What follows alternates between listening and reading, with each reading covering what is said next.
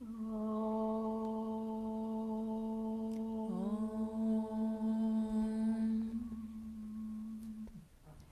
is a mantra from Kena Upanishad, Kena Upanishad or Kena Upanishad, chapter 2, number 5, which is the last mantra of chapter 2. It is a tiny text. So only 5 mantras in this chapter. The context is what is named as Brahman. Brahman, the Absolute, the Supreme Consciousness, that from which the universes are manifested, by which they are sustained, into which they merge again, in which they take rest, from which they come out again. Infinite cycle.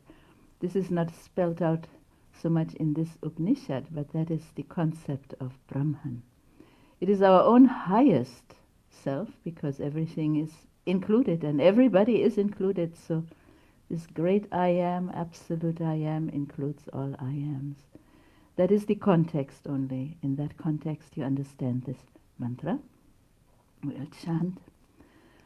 Om Iha Cheda Verid Atha Satyamasti. Iha Cheda Verid Atha Satyamasti. Nacheri Haverin Mahati Vinashti.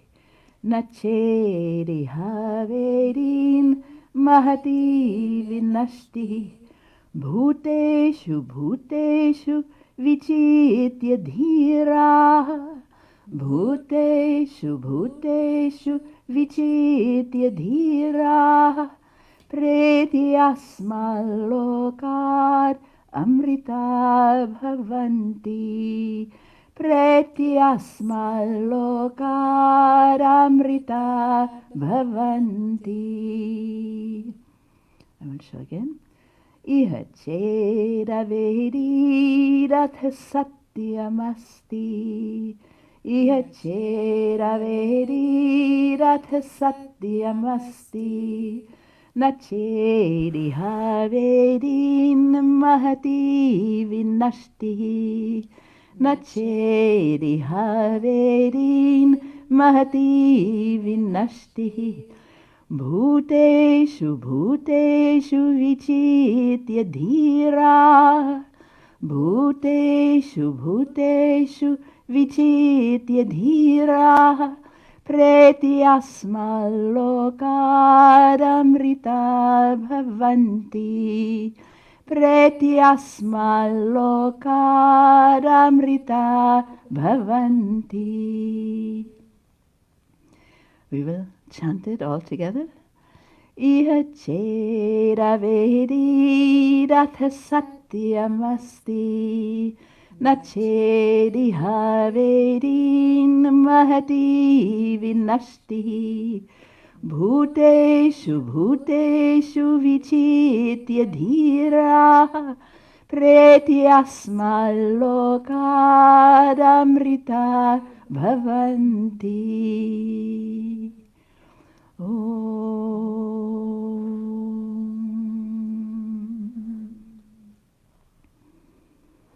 We'll take every word. Iha, you can go. Iha. Iha means here. In this context, here means in this world, in this life, where we all find ourselves here, in this life. Chet, chet, it means if. Here, if. Avedit, avedit. This is a verb. The root is vid, to know. If one has known, if one has realized, context is that supreme consciousness, our own highest self, or the I am, all big letters. If one has realized that, that is understood from previous verses. Atha, then, here and now, satyam, satyam. Satyam means truth. It means the real truth. It means the final and highest truth. No further to go. Asti. Asti, Asti. it is. Here and now, liberation is, if one has understood by experience that highest form of the self. Nachet, nachet, not if, we say if not, ihe avedid, ihe avedid comes together, iha avedid. If one has did, if one has not known or understood, experienced it here in this life, then Mahati, Mahati, a great Vinashti, Vinashti, a great loss is experienced. It is even stronger than that, but loss. There is at the end of life, people experience great loss if they have not found out who they are and where they are going. So that is fact taught by the Upanishad. Bhuteshu, bhuteshu, bhuteshu, bhuteshu. When you have repetition of a noun like this, of anything, it means in each and every instance, in all beings, in all existences, no exception, in all stages and planes of existence, vichitya, vichitya, having searched for, having examined, having contemplated and realized that truth, not neglecting any stage or any plane of existence, not neglecting any experience. Dhiraha, dhiraha, the wise ones. Those are the wise ones. Gathering experience from every plane, from every phase of life. Experience for the self, of course. Pretya, pretya, asmad lokad. Asmad lokad. Asmad became asmal lokad. Seeing a letter, L letter, it became L itself. This is called, you remember, sandhi? Assimilation of sounds. Pretya means having moved on, asmat from this lokad world. People understand variously, basically two ways. It applies to physical death when you pass on from this body, this world, or it applies also to meditation. Every meditation should be transcendental in the true sense, rising above the body consciousness, mind, thinking mind consciousness, above, beyond, in meditation, which means going in, same as going up. So having moved on from this world of matter and mind, amrita bhavanti, these wise ones become immortal. Amrita, immortal. Bhavanti, the word means both they become and they are. Our soul, of course, the I am, is already immortal. We may not feel it always. The body cannot be immortal. So to become immortal does not mean physical immortality, because it cannot mean that. It means beginning to feel one's real existence, immortal spirit. That is what's meant by they become immortal.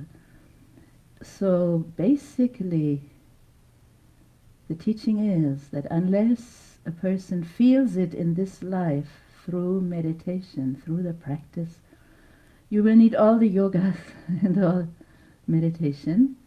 Unless that has been experienced at the end, you will feel a great loss. But transcending matter and mind here in this life, every meditation should be a practice for that. Definitely we'll realize our immortal nature here in this life. Our Guru's translation from the early years of his teaching, from the 60s. If one has known Brahman, the self, capital S, while alive in this human body, then one's life is truthful and meaningful, because one has obtained the ultimate goal of life.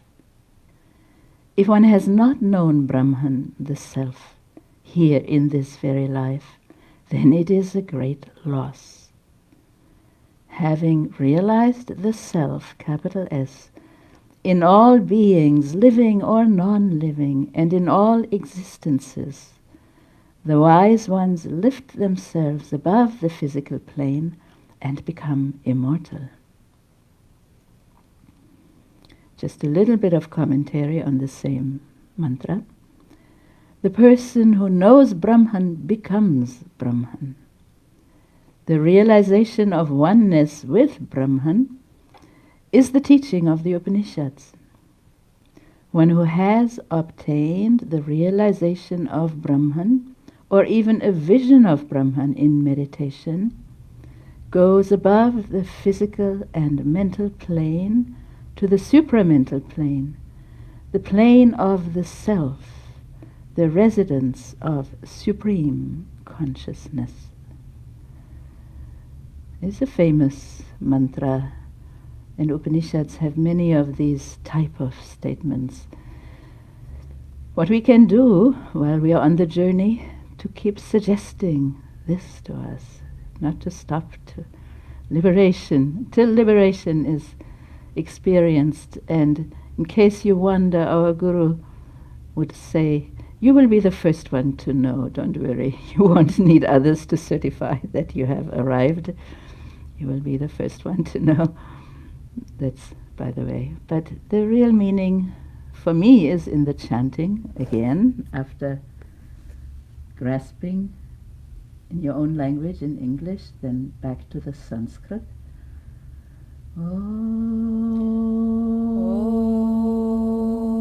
There are many melodies, so whatever comes to me, I will do. Iha chera veri ratha satyamasti. Iha chera veri ratha satyamasti. Nacheri haverin mahati vinashti. Nacheri haverin mahati vinashti. Bhuteshu bhuteshu vichitya dhira. Bhuteshu bhuteshu vichitya dhira. Pretyasmal lokaramrita bhavanti.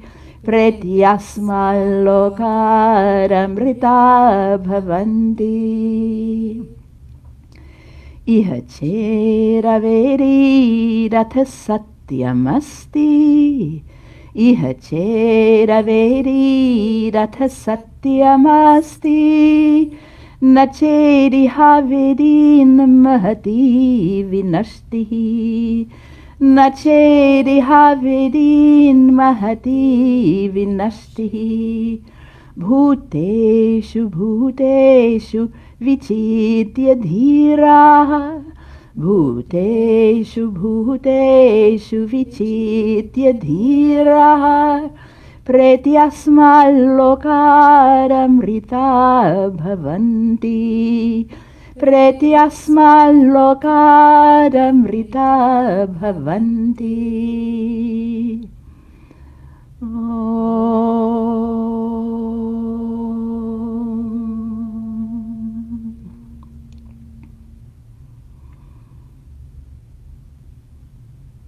Couple times people told me they like my Sanskrit class. I say, but this is not Sanskrit class. This is just, mantra class maybe, something. But since that was mentioned, let me tell you something about the Sanskrit structure for students that may be present somewhere. Every verse, and this is a verse, would have a pattern To start with, usually the number of syllables in a line, usually there are 4 lines, as you can see, number of syllables, and then the rhythmic pattern, etc., and the sandhis and the grammar. So it is 12 syllables in the first and in the second line. You can count iha cheda vedidat satyam asti. And second line, na chedi ha vedin mahati vinashti. Third line and fourth line have 11 syllables. Bhuteshu bhuteshu vichitya dhiraha pretyasma lokaram rita bhavanti. So, Trishtup is the technical name for meters with 11 syllables, and Jagati, I believe, yes, for 12 syllables. Within that, we were doing it automatically. Some syllables are heavy, some syllables are light. And as far as sandhi, where there is a change of sound for easier flow, very important, both in spoken and in chanted, sung forms of Sanskrit, that it should flow easily. So chet was a hard sound, as we call it, ta, and is a vowel which is voiced, which we call soft. So it becomes soft itself. Ched avedid. Same thing here. Avedit, at, became avedidat, and you actually connect them. Satyam asti is unchanged. Nached, again, it was a ta, and a vowel is soft, so chediha. Then, iha, avedit. Iha and avedit, 2 vowels are meeting. A plus A makes long A. Iha avedit. Here was the same avedit as above, but meeting with a nasal, is a nasal M. So then the da or ta became a nasal itself. Iha avedit mahati, iha avedin mahati. Just I'm presenting. It will grow by exposure and experience. Bhuteshu bhuteshu vichitya dhiraha, no change. Pretyasma lokat, there's a change again. Pretya, asmat it was. Pretya, asmat. 2 A's meeting, becoming a long A. Pretyasma. Asmat lokat. If you pronounce it, that will help. Asmat lokat. Asmat lokat. And the da or ta became a l, became an L itself. Asmal lokat. Lokat amrita. Lokat, it was hard sound, non-voiced. It became voiced. Lokat amrita. And one more sandhi.